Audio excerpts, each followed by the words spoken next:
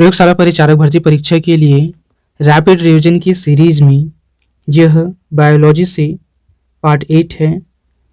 इस वीडियो में हम बायोलॉजी के प्रीवियस ईयर क्वेश्चंस का रैपिड रिवीजन करेंगे, क्विक रिवीजन करेंगे।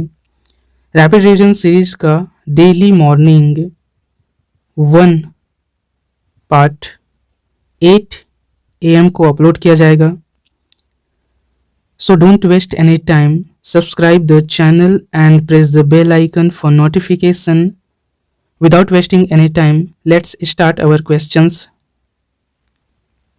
पहला क्वेश्चन है, पित्त का मुख्य कार्य है। पित्त का मुख्य कार्य पूछा गया है। ऑप्शन है वसा का एंजाइम द्वारा पाचन करना, उत्सर्जी पदार्थों का निवारण करना, प्रोटीन के पाचन का नियंत्रण करना या पाचन तथा पोषण हेतु वसा का इमल्सन करना। पित्त का मुख्य कार्य पाचन तथा पोषण हेतु वसा का क्या करना है? इमल्सन करना है। ऑप्शन डी इस प्रश्न का सही आंसर है। अगला प्रश्न है,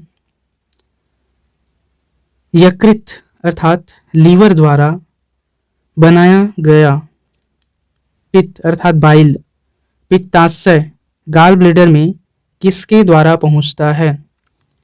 ऑप्शन है हिपैटो गाल डक्ट के द्वारा पहुंचता है या हिपैटी पैंक्रियाटिक डक्ट के द्वारा पहुंचता है, सिस्टिक डक्ट के द्वारा पहुंचता है या हिपैटिक डक्ट के द्वारा।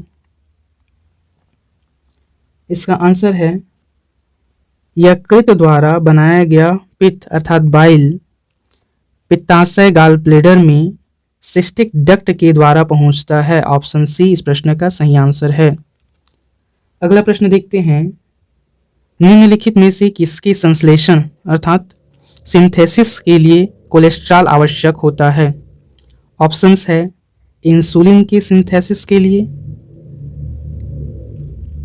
एस्ट्राडियोल के सिंथेसिस के लिए, ग्लाइकोजन के सिंथेसिस के लिए या इन सभी के सिंथेसिस के लिए। इसका आंसर है एस्ट्राडियोल के सिंथेसिस अर्थात संश्लेषण के लिए कोलेस्ट्रॉल आवश्यक होता है। ऑप्शन बी इस प्रश्न का सही आंसर है। ठीक है, अगला प्रश्न है, आहार नाल एलिमेंट्री कैनाल के किस भाग में प्रोटीन का अमीनो अम्लों में निम्नीकरण अर्थात डिग्रेडेशन होता है? ऑप्शन है छोटी आंत में, कोलन में, स्टमक अर्थात उदर में या सीकम में। इसका आंसर है आहार नाल के छोटी आंत में प्रोटीन का अमीनो अम्लों में निम्नीकरण अर्थात डिग्रेडेशन होता है। प्रश्न का आंसर है ऑप्शन ए छोटी आंत में। अगला प्रश्न है, रेनिन का स्त्रावण करने वाला अंग लीवर, स्टमक, किडनी या इनमें से कोई नहीं। रेनिन का स्त्रावण अर्थात सिक्रेशन करने वाला अंग स्टमक अर्थात अमाशय है। ऑप्शन बी इस प्रश्न का सही आंसर है। अगला प्रश्न है, जब दो जीव साथ रहे तथा एक को लाभ हो और दूसरे को कोई लाभ ना हो तो वह कहलाता है? जब दो जीव, ठीक है, पहला जीव और दूसरा जीव दोनों साथ रहे लेकिन एक को क्या हो? लाभ हो, लेकिन इसको लाभ नहीं हो, तब यह जोड़ी क्या कहलाती है? पूछा गया है। पैरासिटिज्म, प्रीडेशन, सिम्बायोसिस या कमेंसिलिज्म। इस प्रश्न का आंसर है कमेंसिलिज्म। वह स्थिति है जिसमें एक जीव को तो लाभ होता है सजीवन में लेकिन दूसरे को लाभ नहीं होता। ठीक है, ऑप्शन डी इस प्रश्न का सही आंसर है। अगला प्रश्न देखते हैं, कौन सा अंग रोगाणुओं का विनाश करता है तथा शरीर का पुलिस रक्षक कहलाता है? शरीर का पुलिस रक्षक कहलाने वाला अंग कौन सा है? पूछा गया है। ऑप्शन है टॉन्सिल, लीवर, किडनी या लसिका उत्तक। इसे लिम्फेटिक टिश्यू कहा जाता है। कौन सा है पुलिस रक्षक कहलाने वाला अंग? इसका आंसर है ऑप्शन बी यकृत, लीवर। वह अंग है जो रोगाणुओं का विनाश करता है और शरीर का पुलिस रक्षक अंग कहलाता है? ऑप्शन बी इस प्रश्न का सही आंसर है। अगला क्वेश्चन, उपापचय दर सर्वाधिक होती है। उपापचय दर अर्थात मेटाबॉलिक रेट किसमें सर्वाधिक होती है? चूहे में, मनुष्य में, हाथी में या बंदर में? किसमें होती है सर्वाधिक मेटाबॉलिक रेट? इसका आंसर है ऑप्शन ए, चूहे में सर्वाधिक उपापचयी दर होती है, मेटाबॉलिक रेट होती है। अगला प्रश्न है, शरीर के लिए एंजाइम बहुत आवश्यक है क्योंकि शरीर का रचनात्मक भाग है, यह ऊर्जा प्रदान करते हैं इसलिए, या जैव रासायनिक क्रियाओं की उत्प्रेरक कैटालिस्ट है इसलिए, तंत्रिका कोशिकाओं या क्रियाओं का नियंत्रण करते हैं इसलिए। क्यों आवश्यक है एंजाइम शरीर के लिए? इसका आंसर है यह जैव रासायनिक क्रियाओं की उत्प्रेरक अर्थात कैटालिस्ट का कार्य करते हैं इसलिए शरीर के लिए एंजाइम बहुत आवश्यक है। ठीक है, ऑप्शन सी इस प्रश्न का सही आंसर है। अगला प्रश्न है, किस ताप पर एंजाइम अधिक सक्रिय होते हैं? वह टेम्परेचर पूछा गया है जिस टेम्परेचर पर एंजाइम जो है वो हाईली एक्टिव होते हैं। इसका आंसर है ऑप्शन बी, 40 डिग्री सेंटीग्रेड पर एंजाइम हाईली एक्टिव होते हैं। ठीक है, नेक्स्ट क्वेश्चन है, पित्त अर्थात बाइल रस का निर्माण होता है। पित्त अर्थात बाइल रस का निर्माण कहाँ होता है? यदि आपने ऊपर की क्वेश्चंस को ध्यान से सुना होगा, देखा होगा, तो आपको इस प्रश्न का आंसर क्या है पता है। पित्त रस का निर्माण कहाँ होता है? चलिए कमेंट कीजिए, देखते हैं किसको किसको इसका आंसर पता है। अगला क्वेश्चन है, खरगोश में दांत होते हैं। खरगोश में दांत किस प्रकार व्यवस्थित होते हैं या किस प्रकार की संरचना में पाए जाते हैं? होमोडोंट, एक्रोडोंट, थिकोडोंट या इनमें से कोई नहीं? खरगोश में दांत थिकोडोंट की व्यवस्था में व्यवस्थित होते हैं या थिकोडोंट प्रकार के दांत पाए जाते हैं खरगोश में। ऑप्शन सी इस प्रश्न का सही आंसर है। नेक्स्ट क्वेश्चन देखते हैं, वह जीव जो मृत कार्बनिक पदार्थ पर उगता है, क्या बोला गया है? ग्रो करता है किस पर? मृत कार्बनिक पदार्थ पर। वह जीव कौन सा है पूछा गया है, और या उस जीव को क्या कहा जाता है हमसे पूछा गया है। ऑप्शन है स्पोरोफाइट, पैरासाइट, सेप्रोफाइट या इपीफाइट।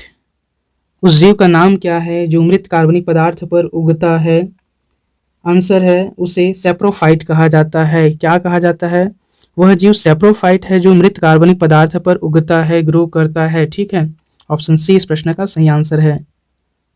अगला प्रश्न है, कार्बोहाइड्रेट पाचन के अंतिम उत्पाद हैं।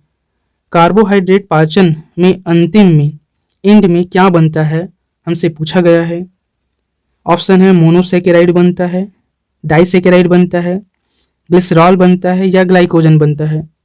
कार्बोहाइड्रेट के पाचन का अंतिम उत्पाद मोनोसेकेराइड होता है। ऑप्शन ए इस प्रश्न का सही आंसर है। नेक्स्ट क्वेश्चन, शरीर में यूरिया का संश्लेषण अर्थात सिंथेसिस होता है। शरीर में यूरिया का संश्लेषण कहाँ होता है? ऑप्शन है वृक्क में, यकृत में, मूत्राशय में या रक्त में। इसका आंसर है शरीर में यूरिया का संश्लेषण या सिंथेसिस यकृत में होता है। ऑप्शन बी यकृत में होता है, लीवर में होता है यूरिया का संश्लेषण सिंथेसिस। नेक्स्ट क्वेश्चन देखते हैं, रवों के रूप में सबसे पहले किस एंजाइम को तैयार किया गया? रवों के रूप में, ठीक है, रवे जैसे रेत होता है उस रूप में। ठीक है, सबसे पहले किस एंजाइम को क्या किया गया? तैयार किया गया। ऑप्शन है जाइमेज को, यूरिएज को, लाइपेज को या प्रोटीएज को। इसका आंसर है रवों के रूप में सबसे पहले यूरिएज एंजाइम को तैयार किया गया था। ऑप्शन बी यूरिएज एंजाइम को सबसे पहले रवे के रूप में तैयार किया गया था। नेक्स्ट क्वेश्चन, जलीय वातावरण में सूक्ष्म जंतु और पादपों को सम्मिलित रूप से कहते हैं। एक जलीय वातावरण है वहाँ सूक्ष्म जंतु और पादपों को सम्मिलित रूप से क्या कहा जाता है? जलीय वातावरण में जलीय जीवन में पूछा गया है। सहभोजी कहा जाता है, शाकाहारी कहा जाता है, फौना एवं फ्लोरा कहा जाता है, या प्लवक को प्लांक्टन कहा जाता है। क्या कहा जाता है जलीय वातावरण में सूक्ष्म जंतु और पादपों के सम्मिलित या सम्मिश्रण को?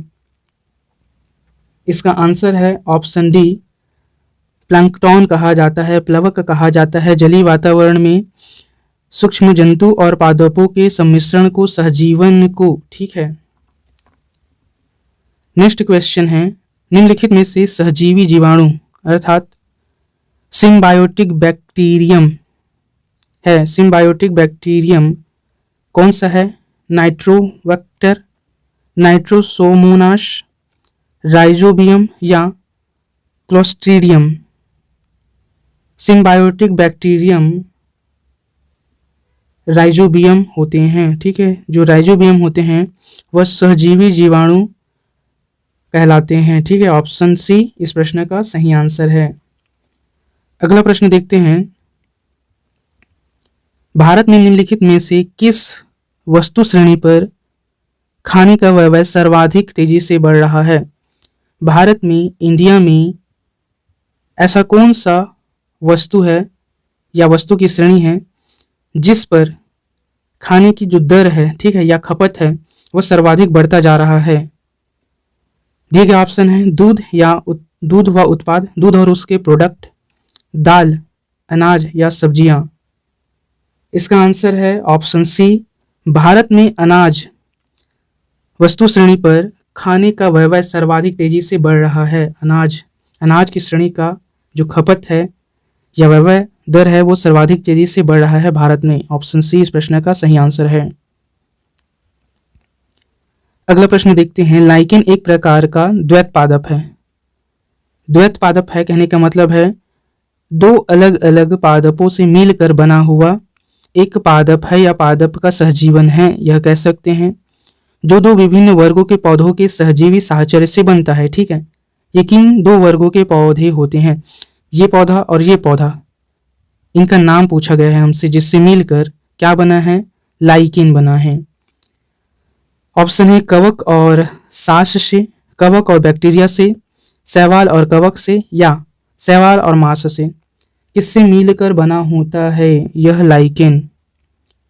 इसका आंसर है लाइकेन जो होता है वह शैवाल और कवक से मिलकर बना होता है, या शैवाल और कवक का सहजीवी साहचर्य होता है। ठीक है, इस पर हमने पहले भी चर्चा की है। पिछले सेशन में हमने लाइकेन के सहजीवन पर बात की थी, क्वेश्चन की थी। ठीक है, यदि आपका कोई क्वेश्चन है या कोई एडवाइस है तो हमें कमेंट में लिख भेजिए। आप हमें सपोर्ट करने के लिए चैनल को सब्सक्राइब कर बेल आइकन को प्रेस कर लीजिए ताकि आपको न्यू वीडियो का नोटिफिकेशन मिल सके। साथ ही साथ चैनल और वीडियो को शेयर कर लाइक कर दीजिए। मिलते हैं अगले वीडियो में। Have a great day.